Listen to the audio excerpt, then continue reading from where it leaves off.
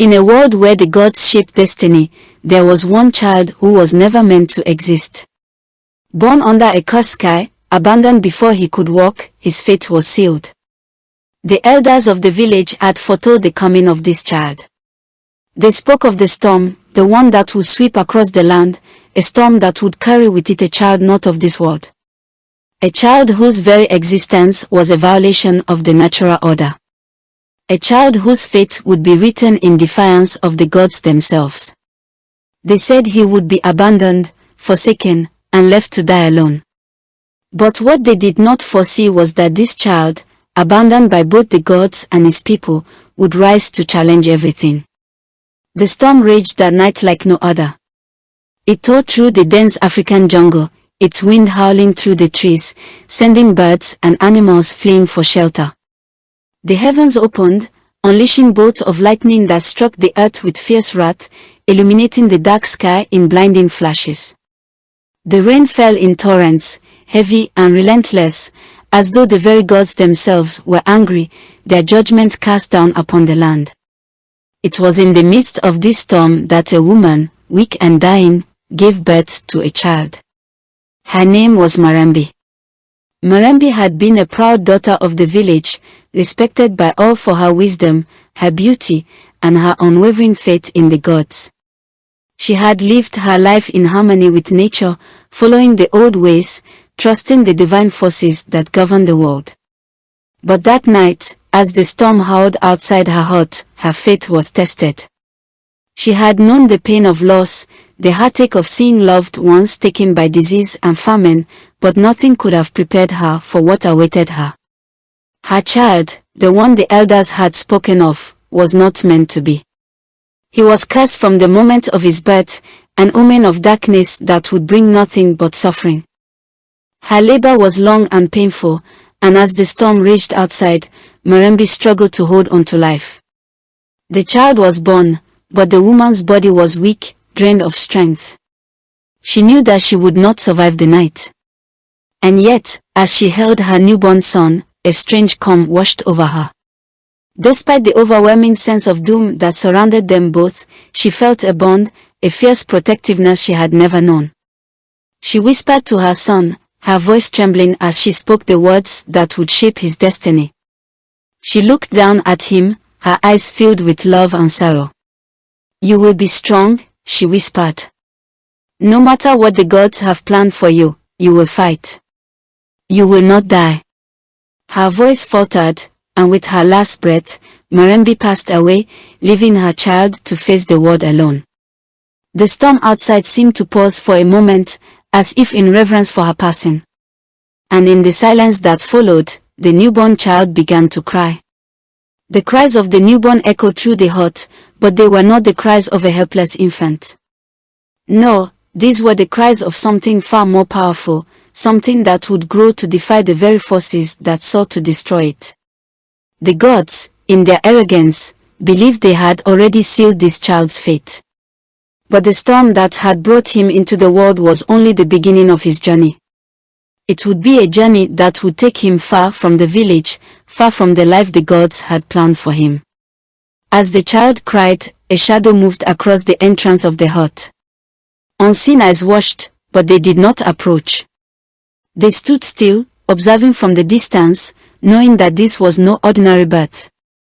The child's destiny had already begun to take shape, and the gods who had so carefully crafted the world would soon learn that destiny was a force that could not be controlled. The child, Kato, would defy their every expectation. Days passed, and the storm finally began to subside. The rain ceased, and the winds calmed, but the world that Kato was born into had already changed. The elders of the village gathered to discuss the omen that had come to pass. They whispered of the child, of the storm, of the signs that had been seen in the sky. They spoke in hushed tones, fearful of what Kato's birth meant for the future of their people. They believed the gods had forsaken him, that he was a child of misfortune, an evil spirit born to bring ruin. And so, they decided that the child must be abandoned, left to die in the wilderness, for the gods had turned their backs on him. But the gods were not the only ones who had a say in Kato's fate. His mother, in her final moments, had already given him a destiny of his own. The storm that had marked his birth would be the very force that would shape his future. And though the elders had rejected him, the world had not seen the last of Kato. The elders' decision was final. They would abandon the child. They would cast him out into the wilds, where no one could find him. And so, Kato was left alone, a forsaken child, abandoned in the wilderness to face the wrath of the gods. But little did they know, the child who had been abandoned by them would rise to defy the very gods who had forsaken him. He would not die in the wilderness. He would not fade into obscurity. Kato would become a force to be reckoned with, a child born of destiny and revenge, whose power would one day threaten the heavens themselves. Kato would survive.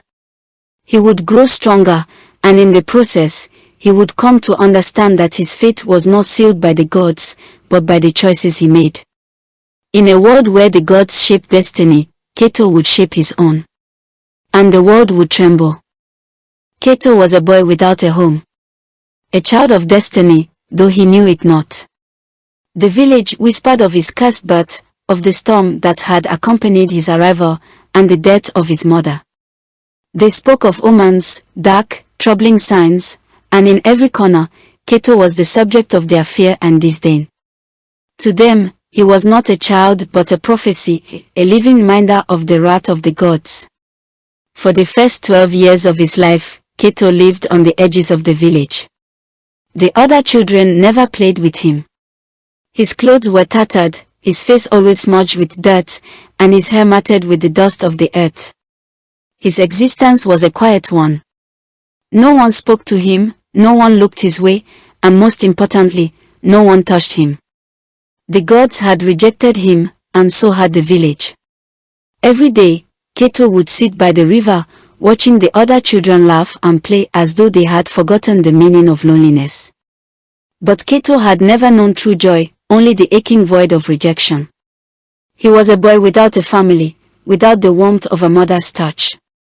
The elders of the village had long decreed that he was cursed, forsaken by the gods, born under a storm that had blackened the skies and poisoned the earth. The whispers of his birth were the only stories the villagers shared about him. The priests who were once revered for their wisdom now avoided Kato's gaze. They were the ones who said he was an omen, that the heavens themselves had sent the storm as a warning, and that any child born from such darkness was a child of misfortune. Kato had stopped crying long ago. His small fist clenched, not in fear, but in anger. For a time, he had wondered why they hated him so much, why they cast him aside. But as he grew older, he began to understand, he was not meant to exist in their world. The gods had forsaken him, and the villagers, in their fear, followed their lead. The elders would often gather in the center of the village, speaking in hushed tones about the prophecy. They told of how a child born under the cursed sky would bring destruction, and how his existence would endanger the delicate balance of the world. They feared that his very presence was an affront to the gods. So, the boy who had been abandoned by the heavens was also abandoned by the people who should have cared for him. But Kato did not cry anymore. The anger he had once felt had turned into something else, a quiet, steady fire that burned deep within him. Every day, as he sat by the river, he felt the weight of the world pressing down on him, but he never let it show. Kato knew that one day, things would change. He would change.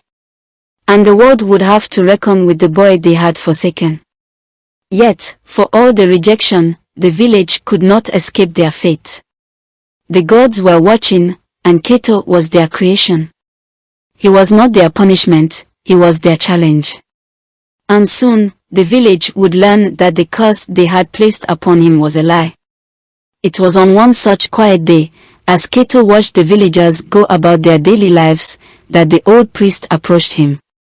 His name was Alim, a man of great knowledge, but also one whose fear of the unknown had long clouded his judgment. Alim had spent his life tending to the spiritual needs of the village, offering guidance and wisdom. But now, with Kato's cursed birth, Alim had become a symbol of the village's refusal to accept the boy. "You should not be here, child," Alim rasped, his voice heavy with disdain. "You should not be in the presence of the sacred. The gods have spoken." Kato's fist clenched at the words, but he did not respond. What could he say? The village believed him to be a curse, and the gods had turned their backs on him. He had learned that long ago, when the whispers of the elders first began. They told him that his birth was unnatural, that he was a burden upon the earth itself. Yet Kato stood there, as he always did, silent and strong. As the days passed, Kato's strength grew, but so did the tension in the village. The elders, in their fear of what he might become, took every measure to keep him from entering the sacred temple. They spoke of the boy's fate as if it were already sealed, as if there was no escaping the darkness that followed him. Kato could not understand their fear. He did not want to be feared, nor did he want to be rejected. He wanted only to exist, to live, to find a place in this world where he could stand tall, where he could show them all that he was not a curse, but a force to be reckoned with.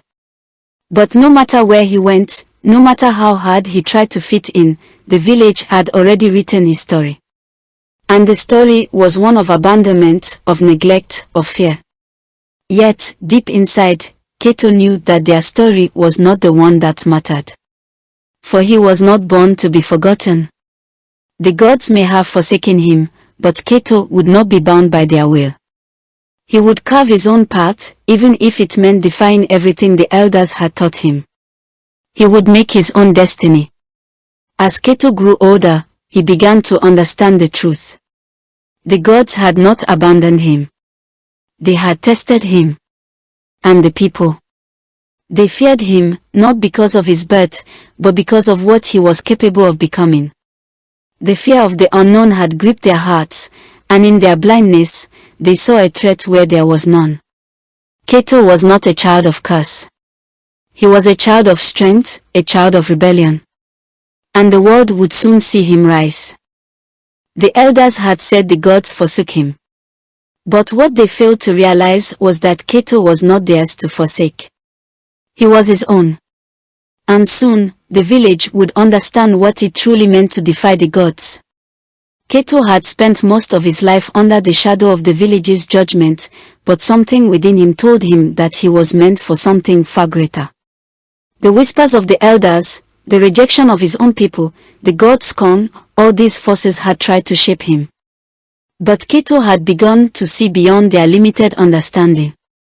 And it was then, driven by a force he could not explain, that Kato set off in search of answers. The village had rejected him, but the world beyond was vast and filled with mysteries. And so, the boy who had once been cast aside would seek out the one who could reveal the truth, the seer. Deep in the jungle, where the air was thick with the scent of damp earth and the weight of untold secrets, Kato found what he had been searching for. The seer's hut was hidden from the eyes of the village, nestled among the trees that whispered with the wind.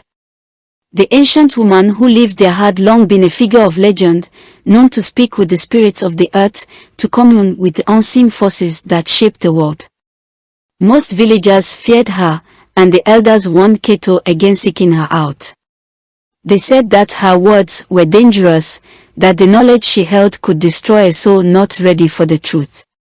But Kato was no longer a child afraid of shadows and whispers.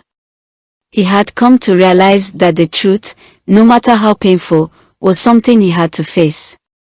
And so, he ventured alone, through the thick vines and dense foliage, until he reached the seer's dwelling.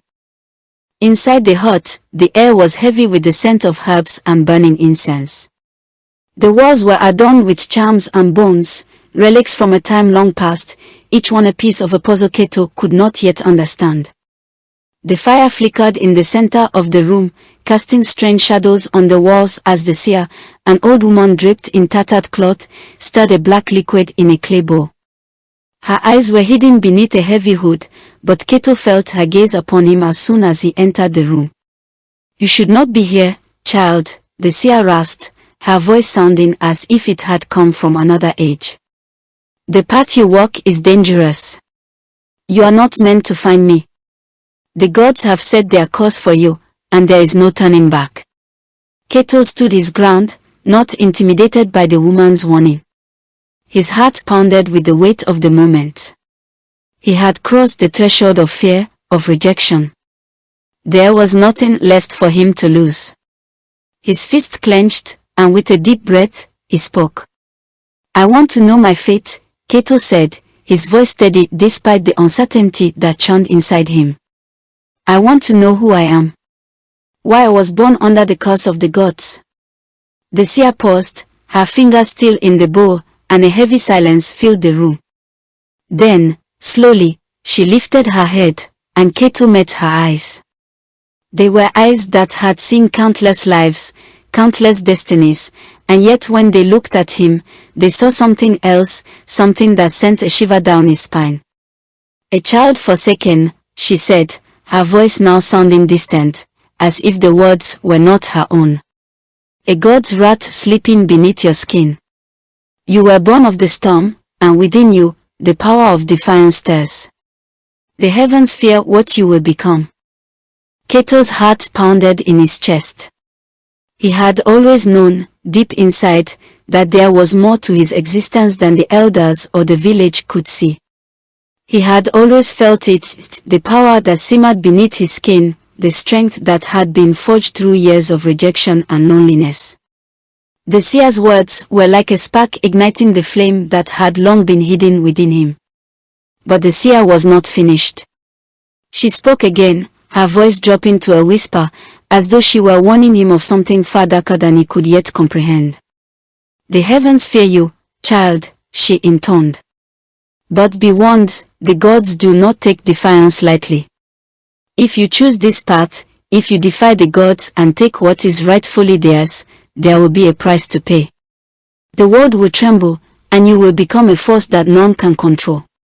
Kato's mind raced. He had never asked for the power the seer spoke of, but he had always felt it there, a constant presence, waiting for him to acknowledge it. Now, hearing the words of the seer, he understood. His birth, his abandonment, it was all part of something much larger than him. The gods had rejected him, but it was not their judgment that would shape his life, it would be his own. For the first time, Kato felt something other than the weight of his loneliness. He felt the stirrings of something far more dangerous, power, destiny, vengeance. He could feel the force within him, ready to be unleashed. The gods had forsaken him, but it was they who should have feared him. The seer's words lingered in the air, a warning he could not ignore. But in Kato's heart, there was no room for fear. Only purpose. Only the burning desire to rise above the fate the gods had cast for him. Kato turned to leave, his mind racing, his heart filled with the fire of defiance. The seer's prophecy echoed in his mind.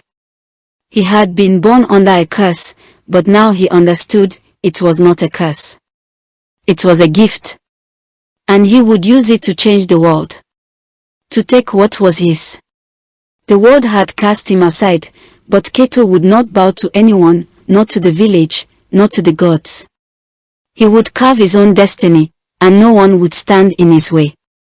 Kato had spent his life on the outskirts, his every move watched by the village, every whisper about him laden with contempt. The elders had cursed his very existence, and the village had followed their lead. He was not welcome. He was not accepted. He was a child of doom, forsaken by both the gods and the people. But despite the isolation, the bitterness, and the rejection, there was something deep inside him that refused to break. And that something would soon begin to burn with a force far greater than anyone could imagine. It was the day of the ceremony, the day when the village's boys, those who had reached the age of 12, would receive their warrior tattoos, a symbol of honor and belonging. The villagers had gathered in the square, and the air was thick with anticipation. The warriors of the village stood tall, their faces proud as they looked over the next generation, ready to pass on their strength to the young ones. But not Kato. No, Kato was different. The gods had forsaken him, and the village had made sure that everyone knew it. He was not invited to the ceremony. He was not considered worthy of becoming one of them. He was a ghost, a shadow, standing on the edge of a world that would never accept him. The ceremony was supposed to be a time of joy, a rite of passage for the boys who would grow into warriors. But for Kato, it was just another reminder of how the world had turned its back on him. The other boys, laughing and celebrating, were given their marks. Their tattoos, symbols of pride, of strength, were etched into their skin, making them one with the village. And as Kato stood in the corner of the square, watching from the shadows, he could feel the weight of their stares. They looked at him with contempt. They saw him as an outsider, a curse, a reminder of the god's wrath.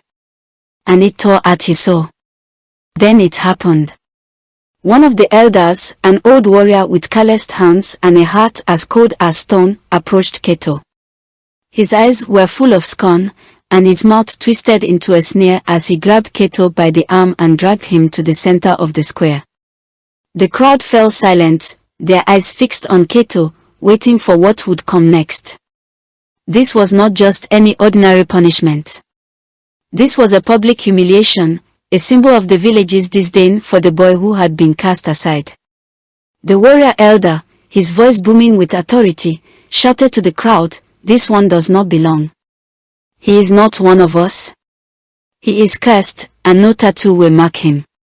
With those words, the elder threw Kato to the dirt, and the crowd erupted in laughter. Kato's hands trembled as he fell to the ground. His knees scraped against the rough stones of the village square, and his heart raced with a mix of shame and rage.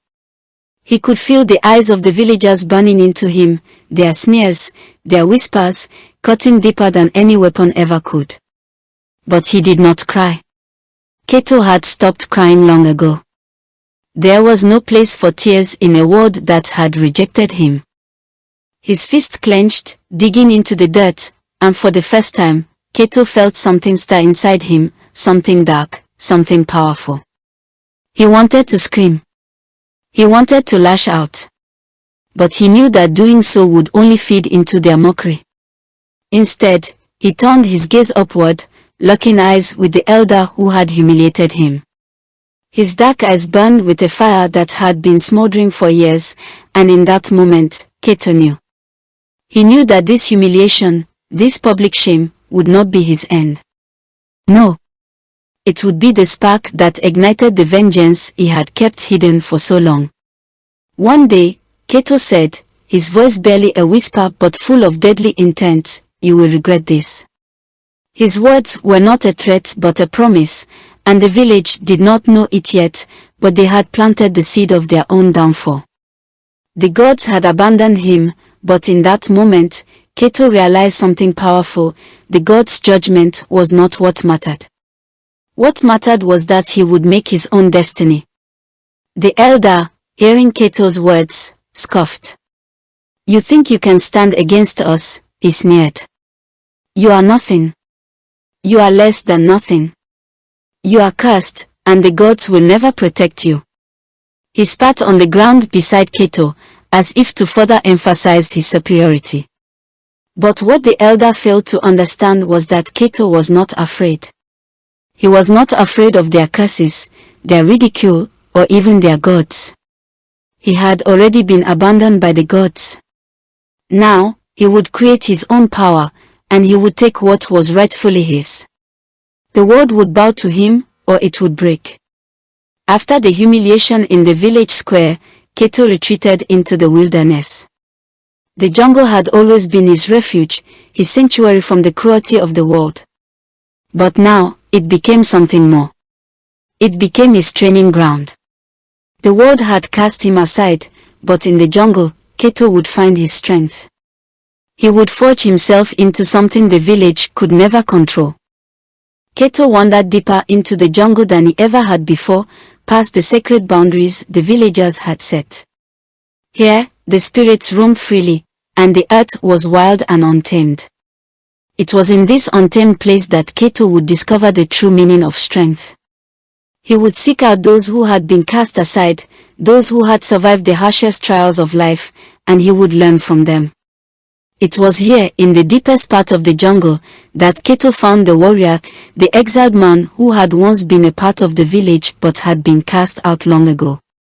He was a man of few words, his face scarred by countless battles, his body weathered by years of survival in the jungle.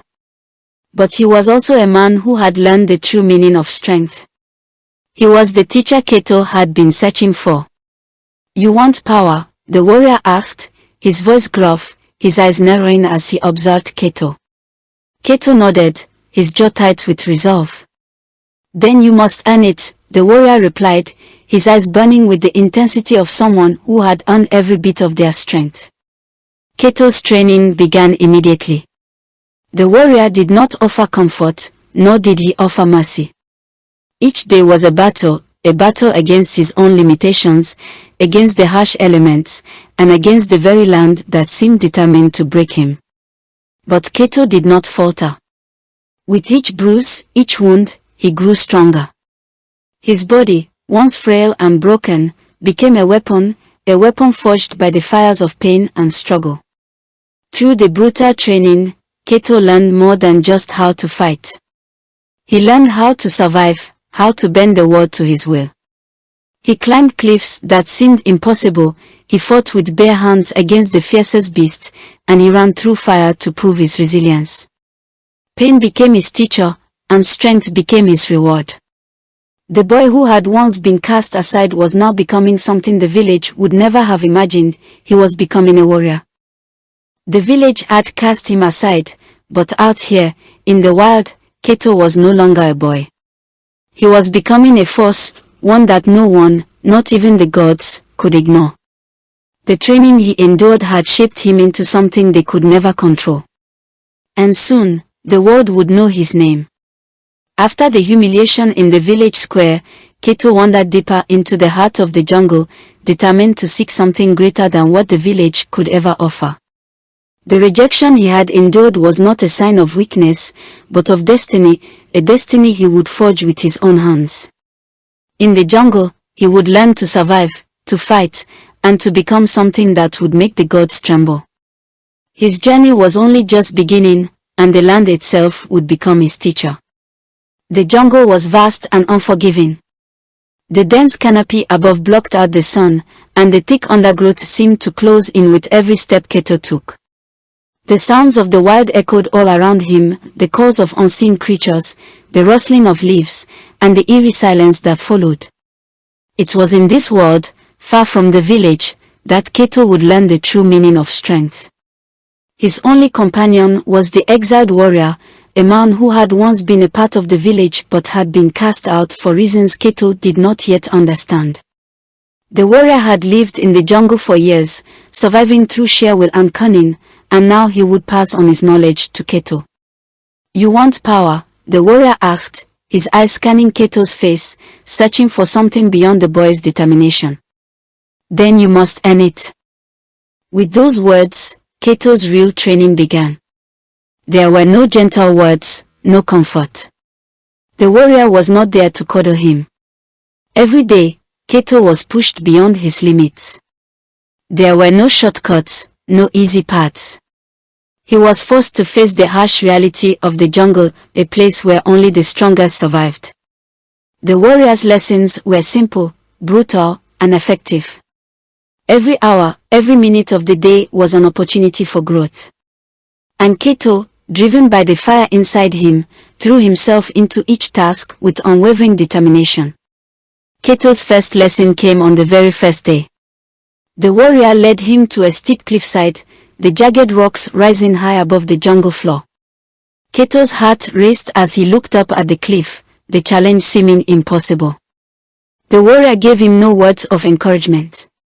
Instead, he pointed to the top and said simply, "Climb." Kato hesitated for a moment. His body was not yet strong enough for such a feat, but his pride, his hunger for strength, pushed him forward. He grabbed the first ledge, his fingers digging into the rough surface. His arms bent as he pulled himself upward, each movement taking all his strength. The rocks cut into his palms, and his legs trembled under the strain, but he did not stop. He climbed higher, each inch earned through sheer force of will. The climb took hours. The sun began to dip below the horizon, casting long shadows across the jungle. By the time Kato reached the top, his body was covered in bruises and cuts. His hands were raw, his muscles screaming for rest. But there was no rest. The warrior stood at the top, waiting, watching Kato struggle.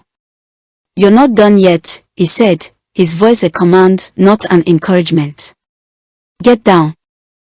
Without hesitation, Kato began his descent. His body was weak, his mind exhausted, but there was no choice. The warrior's gaze was fixed on him, unwavering. "You will not be a warrior until you learn to control your body, to push beyond pain and fear. Only then will you be worthy of the power you seek." For Kato, this lesson was more than just physical. It was a lesson in perseverance, in overcoming the limits he had once thought were unbreakable. Every step, every breath, was a test of his resolve. And as he made his way down, his mind cleared, and his heart grew stronger. He had never felt more alive, more in control of his own destiny. This was just the beginning. The warrior had shown him what it took to be strong, and Kato was ready to learn more. Days turned into weeks, and Kato's training grew harsher. The warrior led him through the jungle, teaching him how to track animals, how to fight with nothing but his bare hands, how to read the signs of the land. Pain became Kato's constant companion. His body bruised and bled, his spirit tested at every turn. But each wound, each scar, was a reminder that he was growing stronger.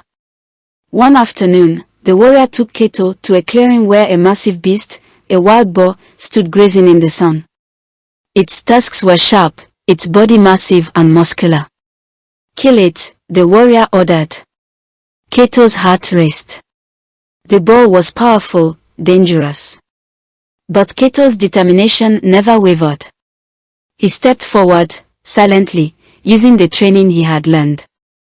His movements were quick, precise. He knew that if he hesitated, the boar would tear him apart.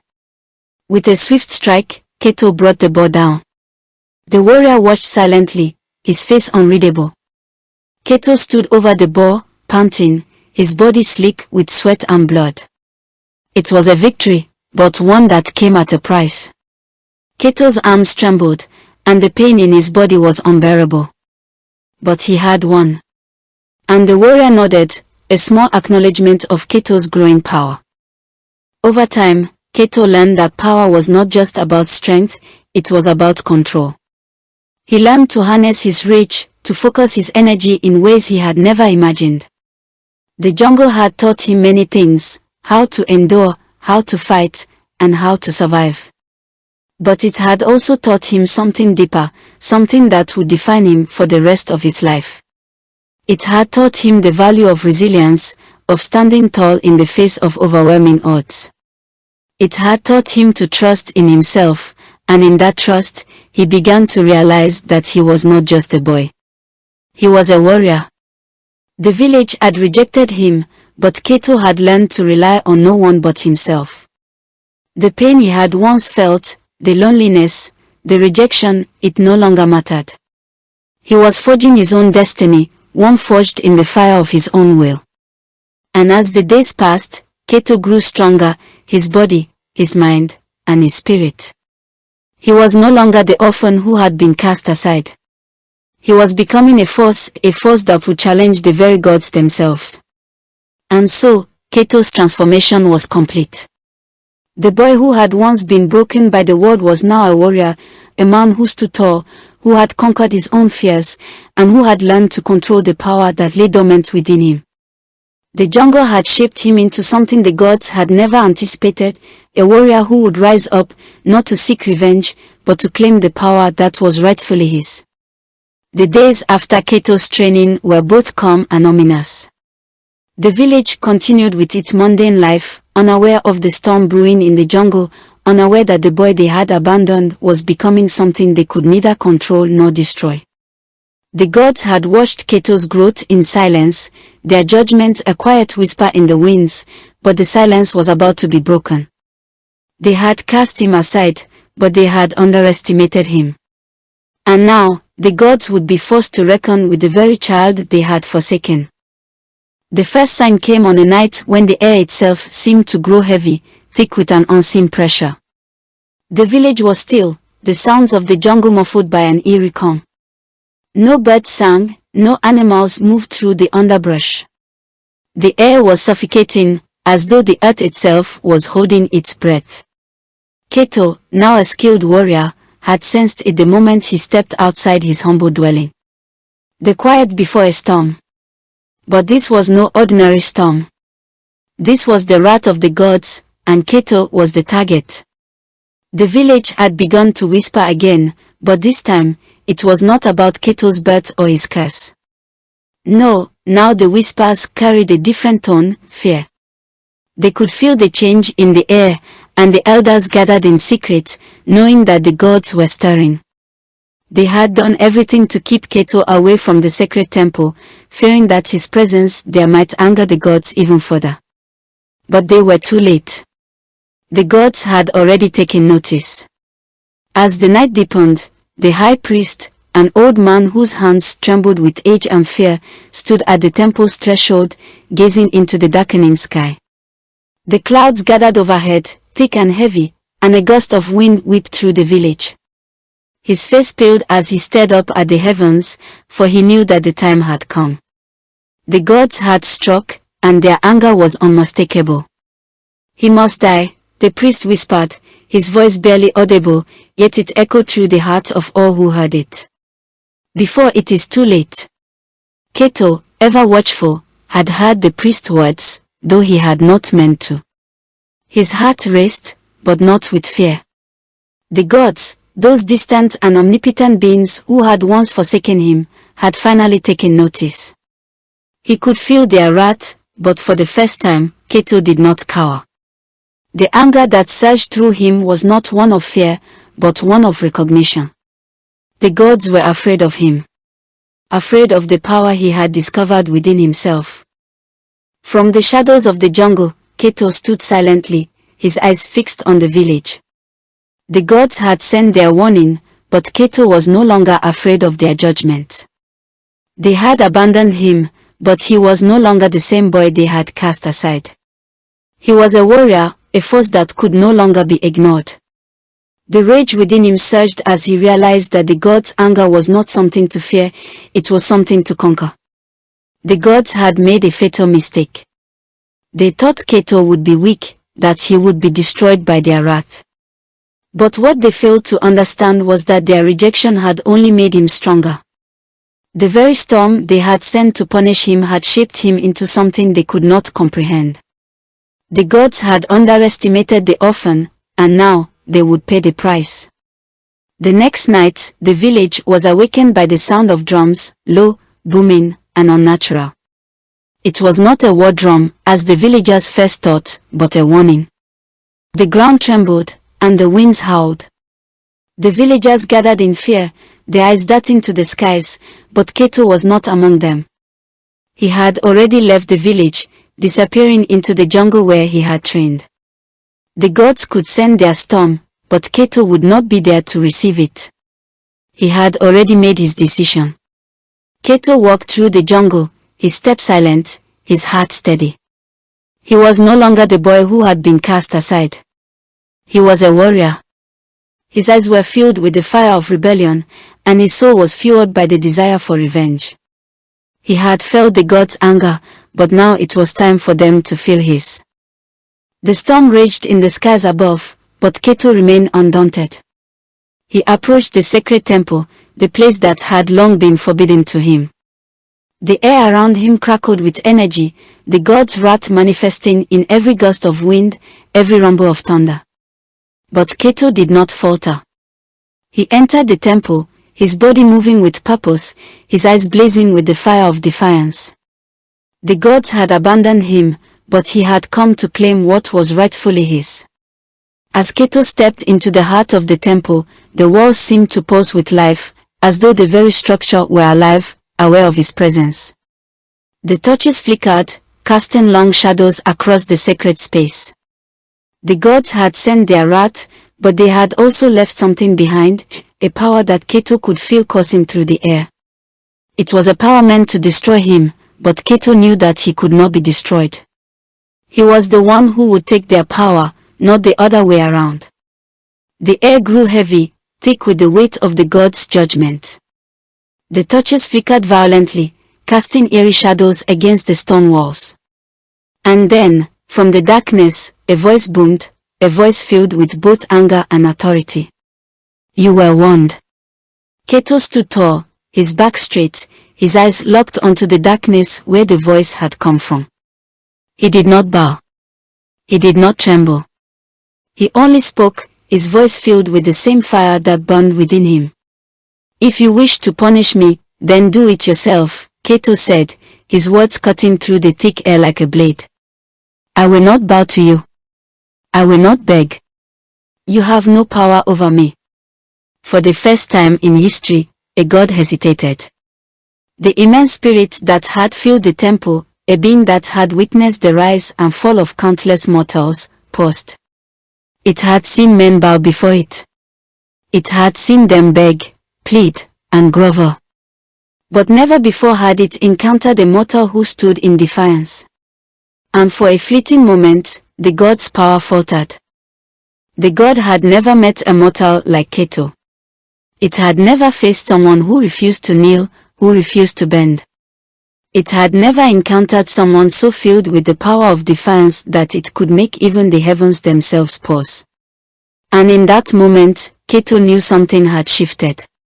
He was no longer a child, abandoned by the gods. He was their equal. He was a force to be reckoned with. The storm raged outside, but inside the temple, there was silence.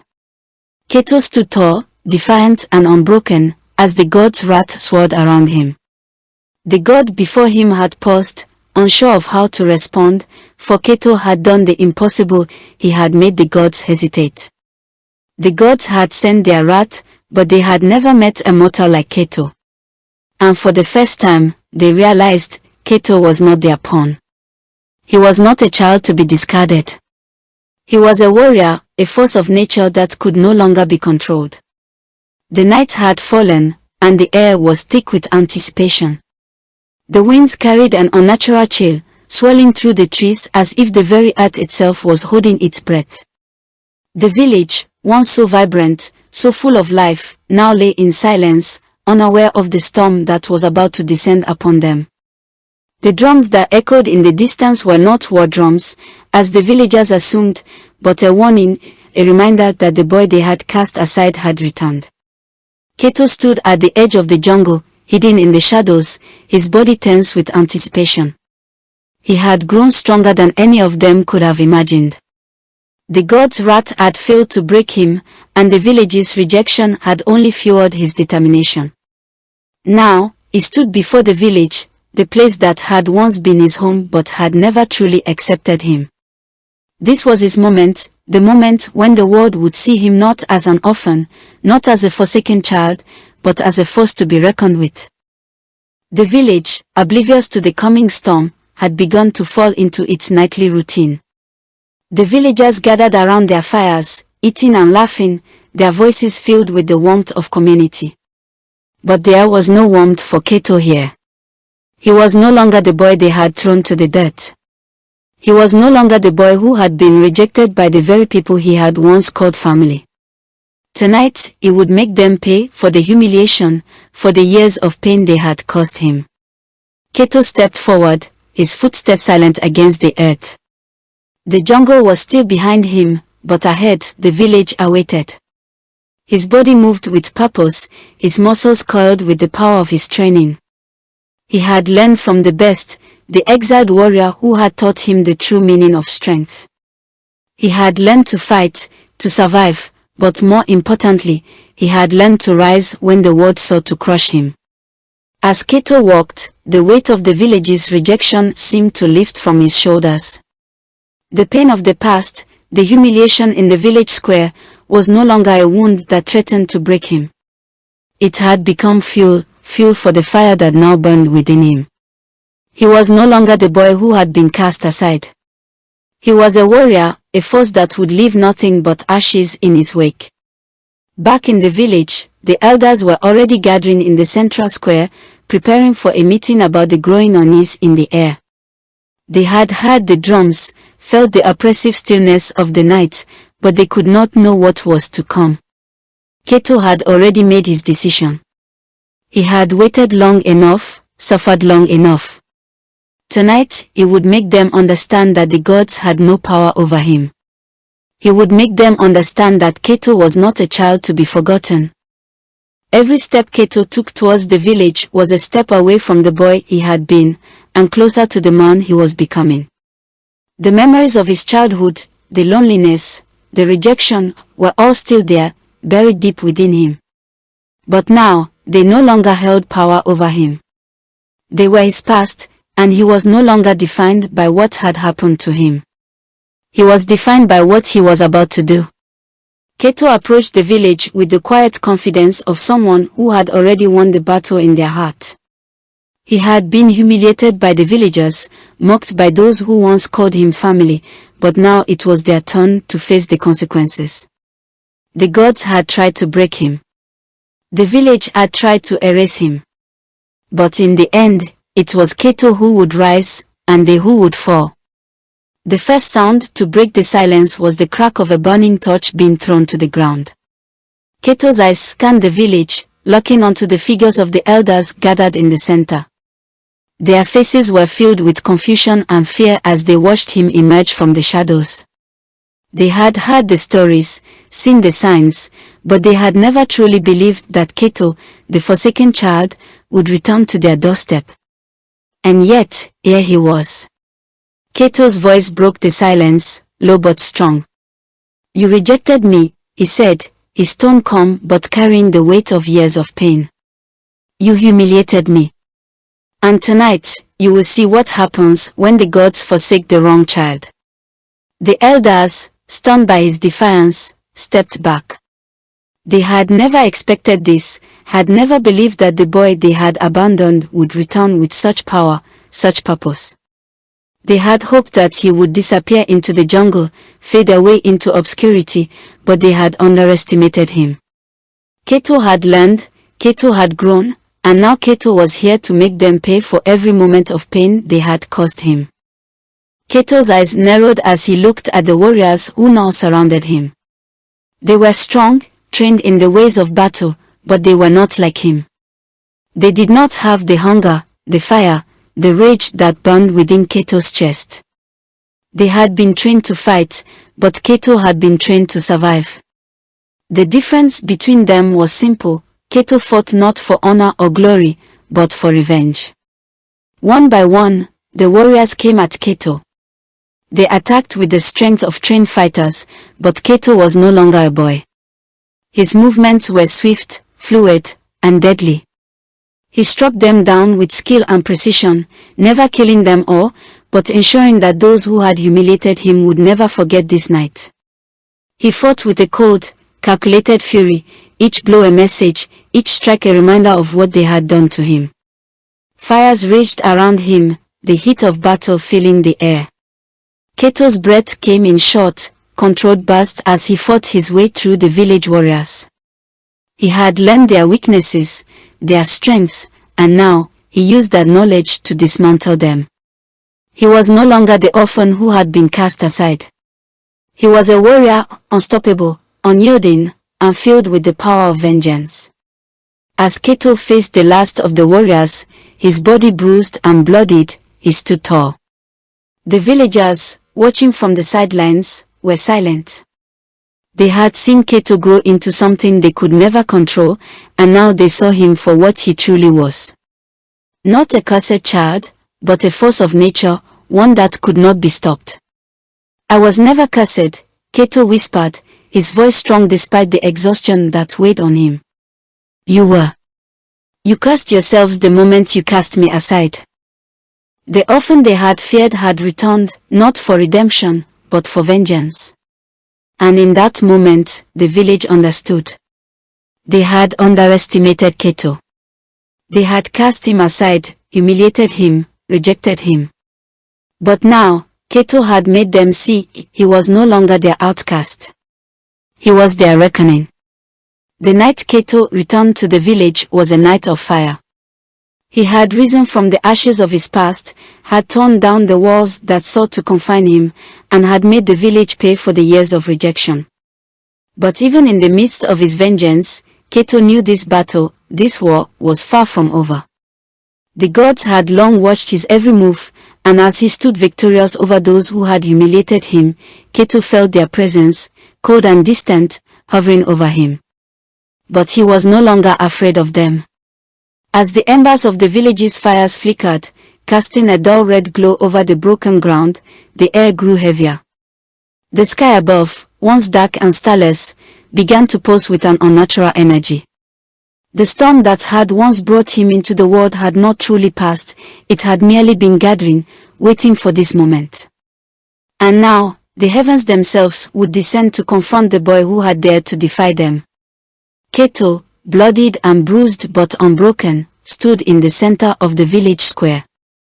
His eyes scanned the darkened sky, where clouds swirled and shifted, as though they were alive. The winds howled, picking up with a force that threatened to tear the very earth apart. Kato had felt power like this before, the power of the gods' wrath, but now it no longer frightened him. It only fueled his resolve. His vengeance was not enough. No, this was not the end. Kato had come to understand that he was more than just a boy abandoned by the gods. He was a force of nature, one that could not be ignored. And the gods who had forsaken him, who had tried to break him, would now face the consequences of their actions. Kato would not bow to them. He would stand tall and face them, unyielding, as he had faced everything else in his life. And then, as the winds reached their peak, a voice rang out from the sky. It was not a voice like any mortals. It was ancient, filled with a power that vibrated through the very fabric of the world. The ground shook beneath Kato's feet as a dark cloud began to form, swirling and shifting above the temple, the epicenter of the gods' dominion. The cloud darkened, taking on a shape, a presence, and from the shadows of this swirling vortex, a massive figure began to emerge. The figure that appeared was vast, larger than anything Kato had ever seen. It was not truly a figure at all, but more of a shifting mass, a being of smoke and shadow, its form constantly changing. The god's eyes burned like stars, glowing with an otherworldly light that seemed to pierce Kato's very soul. Its voice, when it spoke, reverberated through the air, as though it came from every direction at once. You were warned, the god's voice boomed, its tone cold and filled with a power that seemed to shake the very earth. You dared to defy the gods. You dared to challenge the order of the heavens. Now, you will pay the price. Kato stood his ground, his back straight and his eyes burning with the same defiance that had carried him this far. He did not bow. He did not flinch. The god's voice might have shaken the earth, but it could not break him. Kato had faced worse than this. The gods had abandoned him, but now it was their turn to face him. If you wish to punish me, Kato said, his voice clear and strong, then do it yourself. I will not kneel. I will not beg. You will not break me. For a moment, the god's form paused. It had seen mortals bow to it, seen them beg, seen them tremble in fear. But Kato did not kneel. He did not beg. He stood tall, his heart filled with a defiance that even the gods could not ignore. And for the first time in its existence, the god hesitated. The god's eyes, burning with divine fury, flickered with something Kato had not expected, uncertainty. For the first time, a god did not know how to respond to the challenge laid before it. The power that had once been used to crush mortals now seemed ineffective against the unyielding spirit of Kato.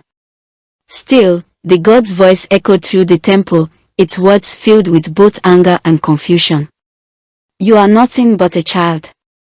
A mortal who dares to defy the heavens. You cannot fight me, for I am eternal. I am the will of the gods. Kato's eyes burned with fire as he locked eyes with the god. You may be eternal, he said, his voice calm but filled with power. But I am not afraid of you. I am not afraid of anything. I was born in defiance of you, and I will die in defiance. If you wish to punish me, then come. But know this, I will never bow to you. For a moment, the god's form seemed to flicker, as if it had been caught off guard by Kato's words. Mortals had begged, had fallen before the gods in fear, but this child, this mortal, stood before it with a strength that the god could not comprehend. For the first time in its long existence, the god hesitated. The god had never met a mortal like Kato. It had never faced someone who stood unyielding, who refused to bend, who looked into the very face of divine wrath and did not flinch. And in that moment, the god realized, Kato was not just a boy. He was a force. A force that could not be contained, a force that had the power to reshape the world. The storm above Kato began to dissipate, the swirling clouds of divine power slowly receding. The god, once so certain of its dominion, seemed to falter. Its form wavered, as though it were unsure of what to do next. Kato had faced the god's wrath and stood firm. He had not only defied it, he had made it hesitate. And in that moment, the god knew that Kato was no longer just a mortal. He was something more.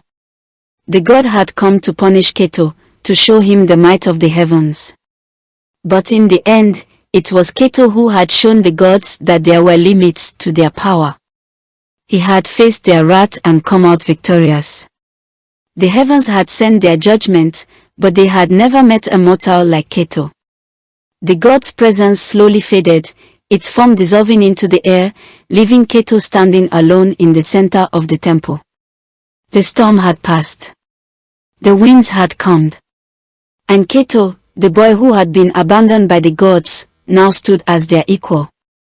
He had defied them, and in doing so, had become something greater than they had ever imagined. The gods had sent their wrath, and Kato had withstood it. He had defied them in the temple, not with the power of weapons, but with the strength of his will, the unyielding fire that burned within him. For the first time in his life, Kato had looked into the eyes of the divine and stood firm. The storm that had raged across the heavens, the fury that had sought to consume him, had faded into silence, leaving only the quiet hum of the world beneath. Kato, the boy who had once been forsaken, now stood as something greater. His legacy would not be one of a child abandoned by the gods, but of a warrior who had shaped his own destiny. Kato's back was straight as he turned away from the empty temple, the echoes of the gods' fell judgment still reverberating in the air. The once churning storm had passed, leaving behind a sky that seemed impossibly still, as though the world itself were holding its breath. And in that silence, Kato knew that he had changed the course of history.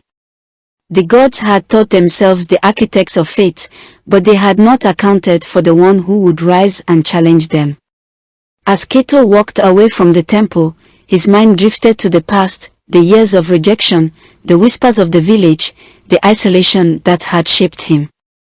Those moments of pain and loneliness were still etched into his soul, but they no longer defined him. Kato had become more than what the world had wanted him to be. He had transcended the curse they had placed upon him. No longer was he the forsaken child abandoned by both the heavens and the earth. He had become the architect of his own future, the creator of his own destiny. And in this moment, as the winds began to settle, Kato realized something profound. His journey had never been about vengeance. It had always been about freedom.